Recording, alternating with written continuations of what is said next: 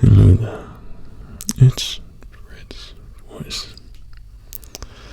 If you were looking for some nostalgia, some ASMR, some relaxation, and some tingly book-related ASMR triggers, and you wish to accomplish all these things with my new microphone, then this is certainly made for you in mind.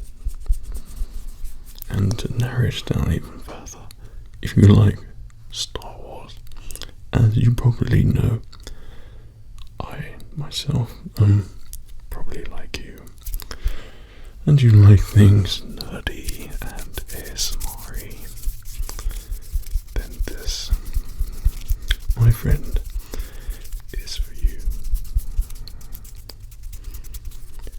We can relax together, watch, listen, tingle, all those great sensations and everything. We can get you. Now think about it. What would you like to do right now?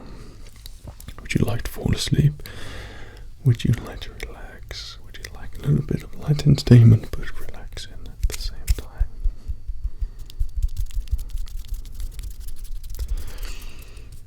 Well, we will accomplish one of those things today. For behold, we shall be...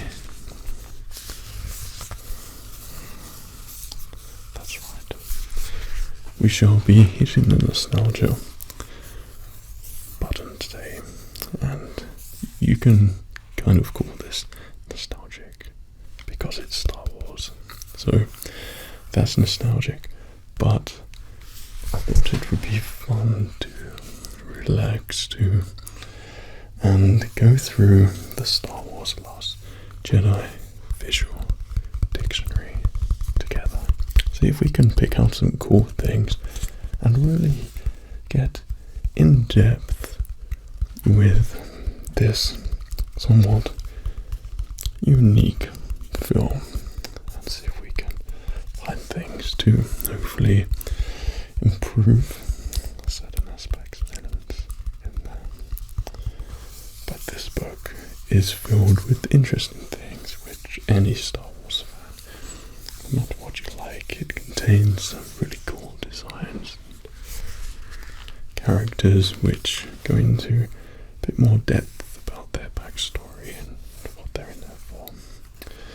So this is the kind of thing I would use to relax to.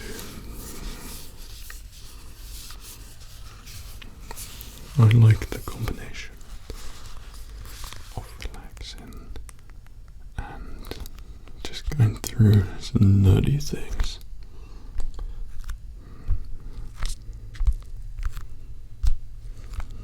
And you may have noticed already, I have a different microphone with me today.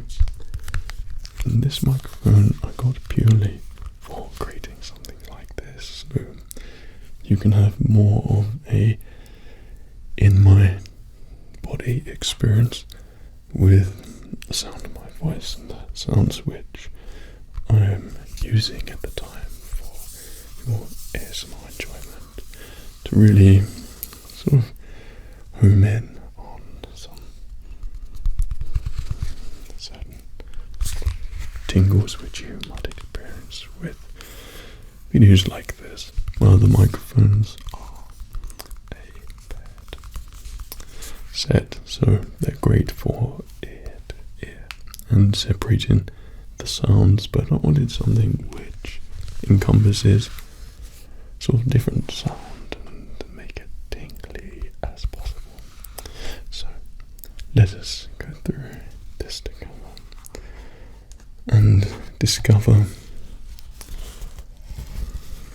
what's inside. This book was written by Pablo Hidalgo, who is a story, head of story, or something like that at Lucasfilm. And he used to work at Lucasfilm during the prequels as an internet someone. And he's basically a living dictionary of the Star Wars story, which George Lucas created, and carries a very dry wit, but very cool. So we shall begin with a load of planets and things which are relevant with the Star Wars movies at the moment, and we have lots of different variants here.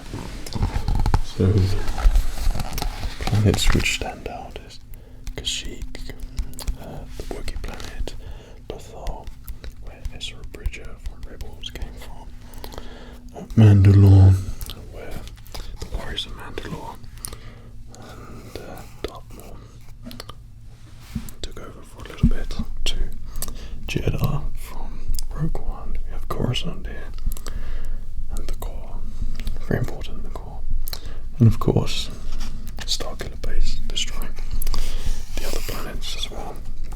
Don't know how it did it, because of the sheer distance between planets, but it found a way.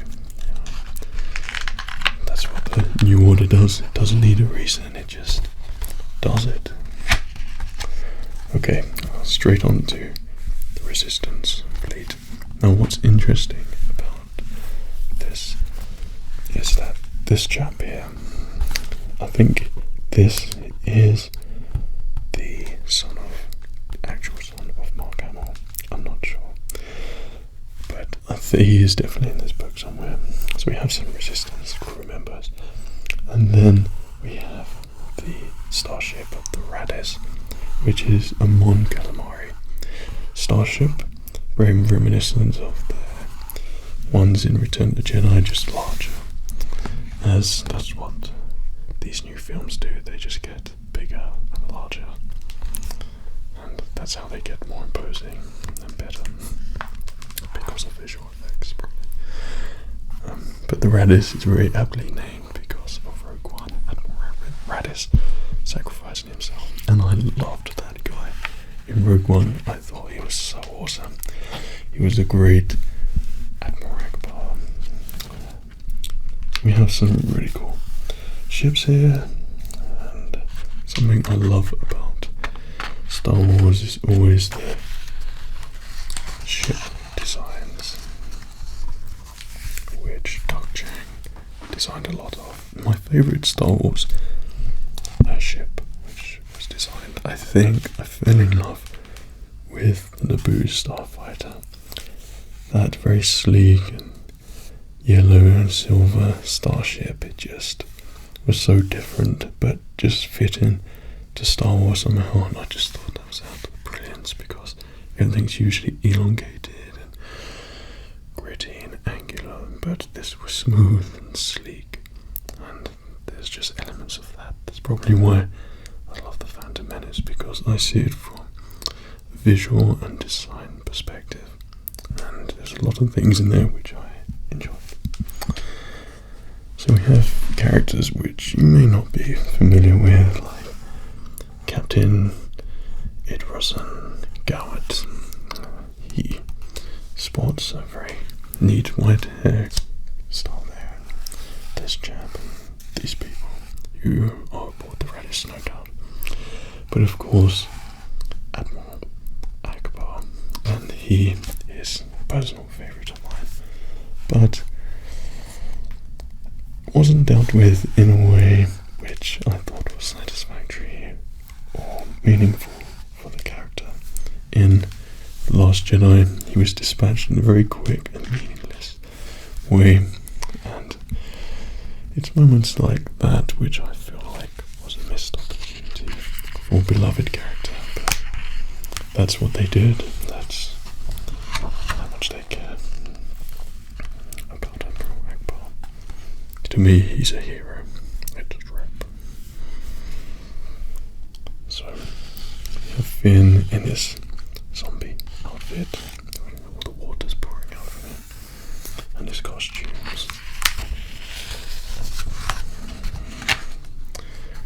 still makes me sad. But beloved Princess Leia, and she has always been a favourite of mine.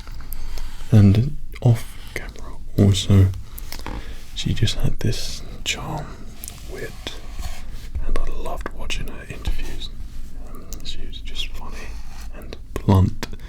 Her bluntness was fabulous. But of course, beloved C-3PO here as well, our favourite protocol droid, and surrounded by another droid here, and yeah, some interesting designs for the jewelry and the droids.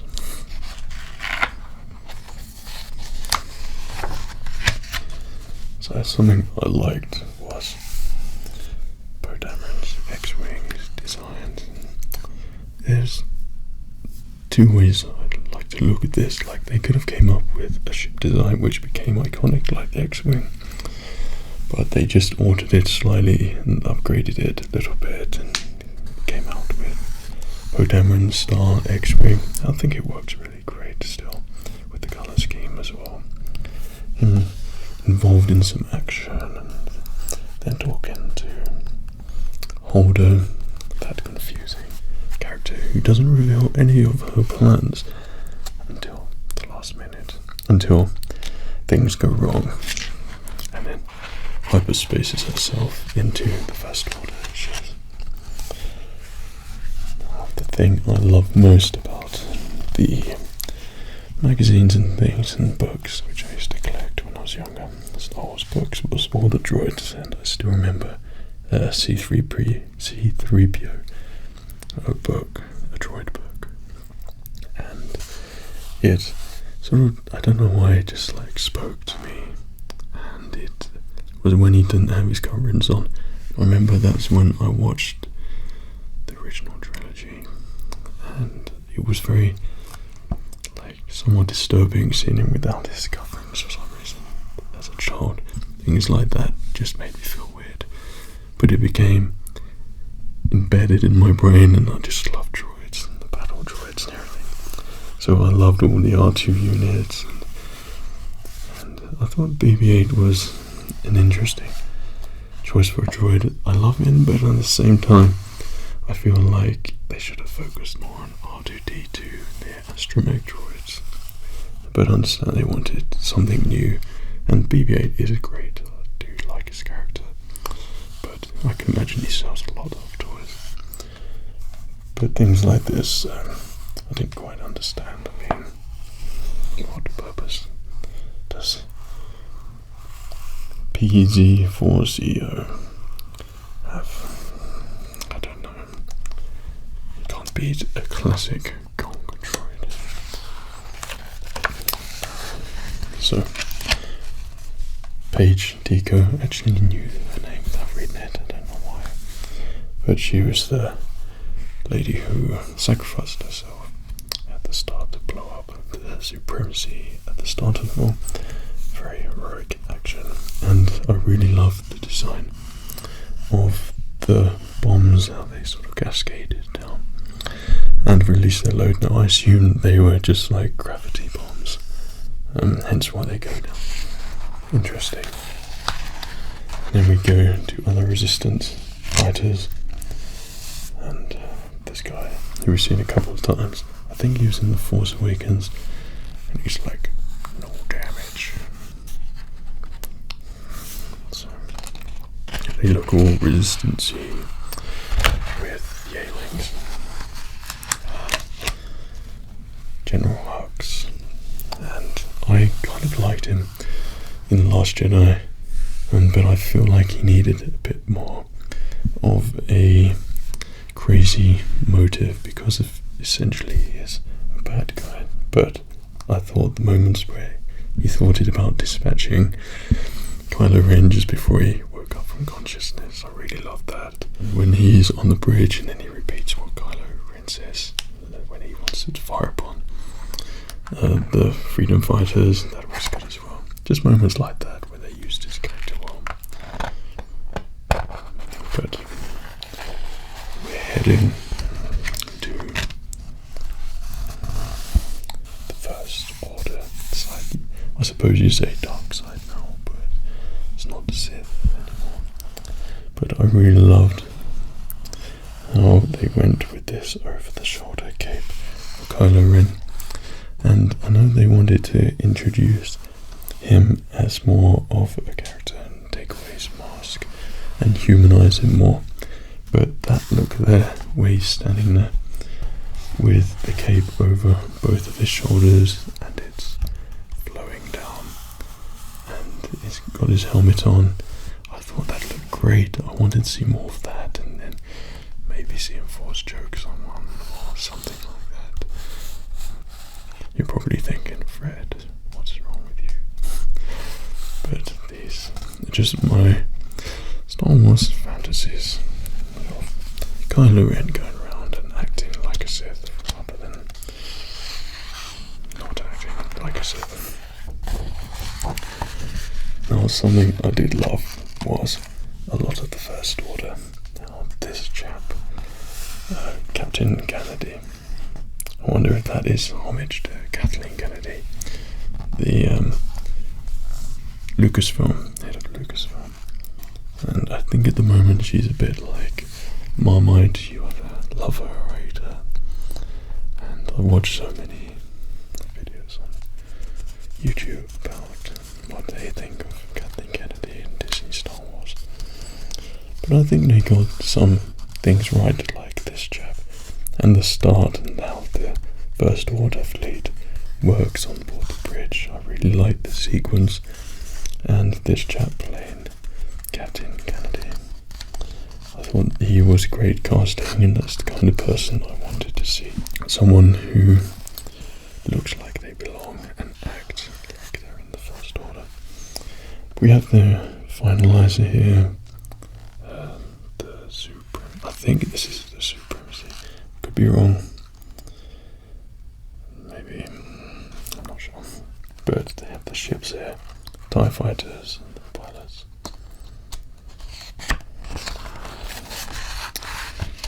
This is the Supremacy. The other one was the Dreadnought. I'm not sure how I got those mixed up. But so we have some First Order lieutenants. Seeker, Stein, Nix, old classic Steinix, Lieutenant. She was great, and some First Order people here. The thing is, I strongly believe that the First Order should be cast as these really imposing, crazy people to show that they're an actual threat, as opposed to just making them just seem, oh yeah, just make it diverse. And I don't understand that, because it's Star Wars. Like, you could put everyone in it, that's great, but make them suited to the roles. This is something I really was interested in seeing. It was more Snoke things in this obsidian ring, which he got from Darth Vader's castle on Mustafar. And he has his Praetorian guards here, which were great. And this person here, and he's called an attendant. And he has this sort of purple robe, I think it's like a droid or something. But he'd helped the Imperials who were fleeing the rebellion head into the Outer Rim, unknown territories, to flee in what became the First Order. And these, I think, guided them and gave them the correct navigation to head and meet with Snoke or something. Of course, little is known of this character, and I really loved seeing him in Last Jedi, finding out more about him. I would have wished to see a lot more and made him more imposing. And most importantly, not see his demise in this film, but I think it's quite safe to reveal these things now, because it's been quite a while since the film's out. So these Praetorian guards were awesome. This is what I wanted to see the most in Return of the Jedi, was the Empress guards, see what they're all about and how they fight. So this was a great move in this film. And seeing these Victorian guards go up against Rey and Kylo Ren.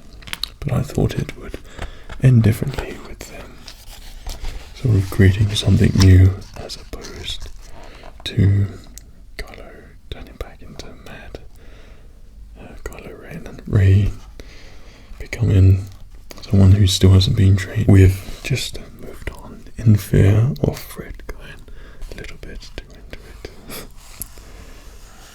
We have Rose Tico here, and she was an interesting new character.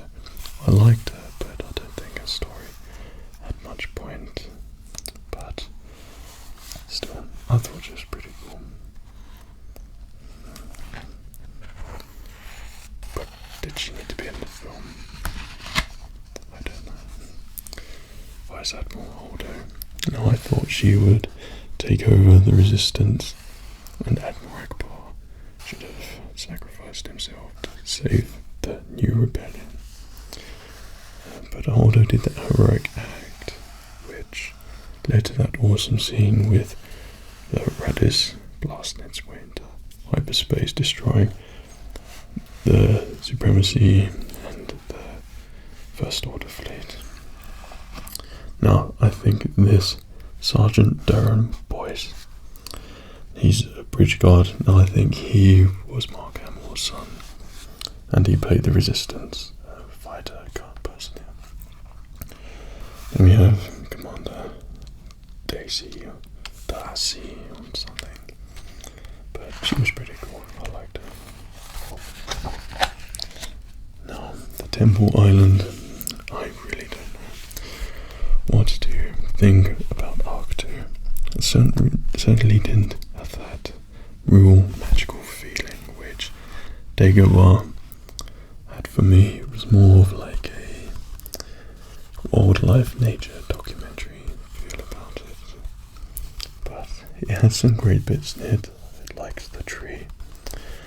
I liked certain scenes where they're walking around the island and it's atmospheric. And then you see that massive fish monster swim a little bit. And I loved seeing Luke's X-Wing in the water. I thought they teased that for a scene where he lifts up his X-Wing and then jumps in and flies away, but it didn't happen. We just got a Luke which didn't like anyone on an island which didn't do much, and I thought that the first Jedi people might have had something a bit more Star Warsy, not just a couple of huts and things, but I don't know. I didn't really take towards Arc 2 as a really special place as I did Dagobah with Yoda. But I really did like this area where Luke was talking about Darth Sidious and the rules of the Jedi, and I do really like his costume here. Very sort of reminiscent of a Jedi, but at the same time Ben Kenobi-esque as well, which is really cool. Then we have the flashback scenes here, him with R2. I really wanted to see more R2. I miss R2. He was a favourite of mine. And then we have Rey. And I wish that we got to see more training of Rey, and she didn't just collect all these powers and can do everything. I want to see Rey get trained and then see that training pay off with her new Force abilities with Luke. But the way they went with her, and she could just fly the Millennium Falcon, she can Jedi mind trick people, she can best, which they address in this film, Snoke does, but best Kylo Ren, someone who is trained in the dark side of the Force and wiped out with Knights of Ren, Jedi at an academy who spent their life training in combat, and she was able to beat him, who in turn defeated all those people, and she didn't have any training. And that's the kind of things I pick up on. I really wish that we saw it develop and come across obstacles as opposed to just doing everything and then, you know, just sort of taking away the magic a little bit. But I think Rey could have been used so much better, as she is a great character. We have these weird bug, bird, penguin, whatever these fish things are, the caretakers, and they were certainly unique. And then we go for Chewie. Now, this is very appropriate as Han Solo has just made an appearance in the new movie. Of course, if you check out my description, then you will see everything is relevant, which might be of interest if you enjoy Star Wars and movie things and reactions. So, but I love Chewie and everything. And I mean, when I went to the Star Wars celebration and I saw a full-size Chewie in a great costume, and I got a video with him, but I just went straight up and got a hug as well. It's what you could do with Chewie. So great. Canto Bight, a very interesting place. I think they could have enhanced it a little bit more by putting in some familiar aliens that we've seen from the past. Maybe a couple more droids here and there. But I thought it was a cool place nonetheless. The story could have been just a little bit more relevant and important, but I really like the designs nonetheless. The helmets look really good and sharp and sleek, kind of like a mixture between Darth Vader's helmet, the Bail Organa's guards, and Vengeance is like Captain Antilles. That sort of look, but with Naboo sort of Captain Panaka, the star, big stain. I just love that all the designs sort of fit in these Canto Bight plays. I thought that was really cool. Then we have all these aliens which were at the tables, and gaming machine droids. One where that leprechaun alien tries to gamble on.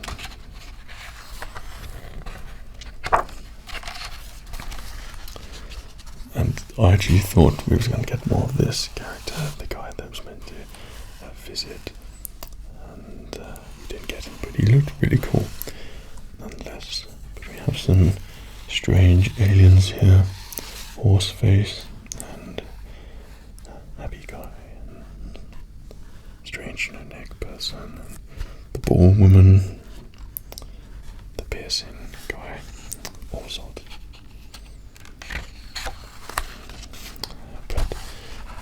Another interesting character where he had a lot of potential, but his story amounted to nothing. But he had some good one-liners in there, and I actually really liked his character. I think I really like everything in them all, but the characters, just the story, didn't give anyone enough justice. And I really liked the scene on the cover and the infiltration part of the story.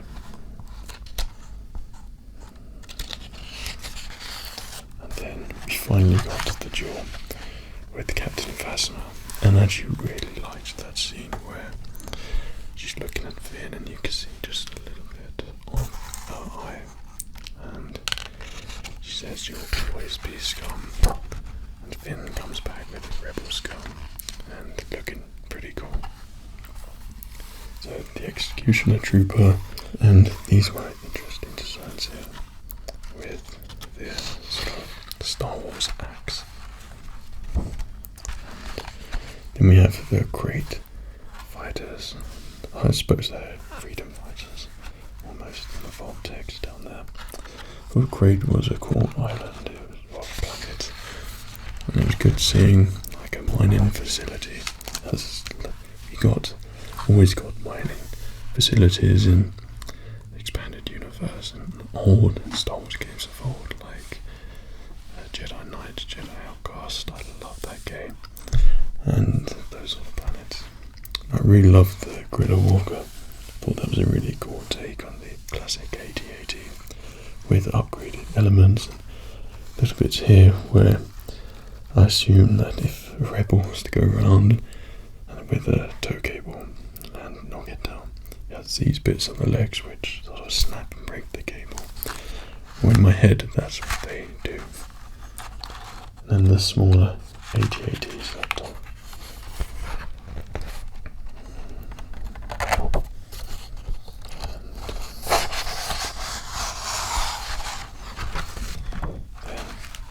The Resistance ground forces and some interesting costume designs around here, and I think there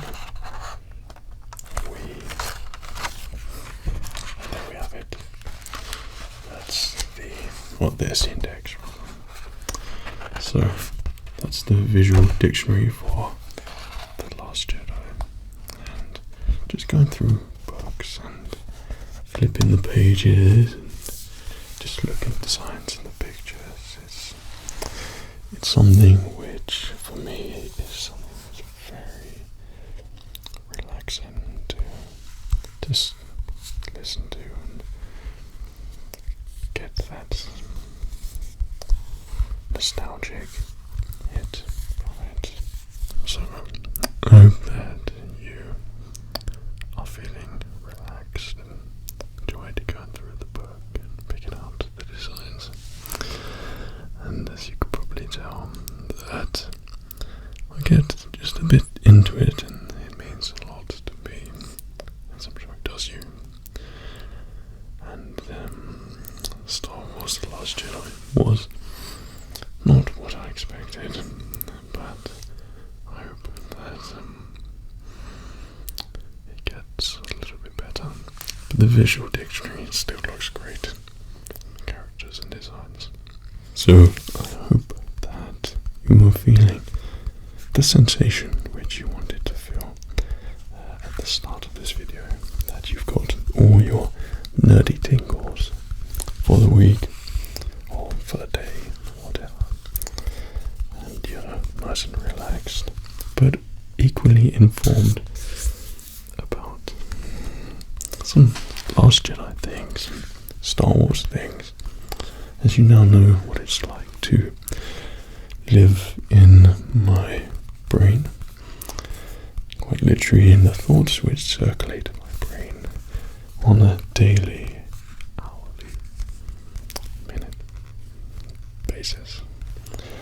As these questions are important questions to me, which I ponder on and think about how I would have done things differently, and about designs and music, and yeah, so it was a nice way to bring in Star Wars into an ASMR video. So I really hope that you enjoyed it and going through it with me, because I had a great time doing it with you.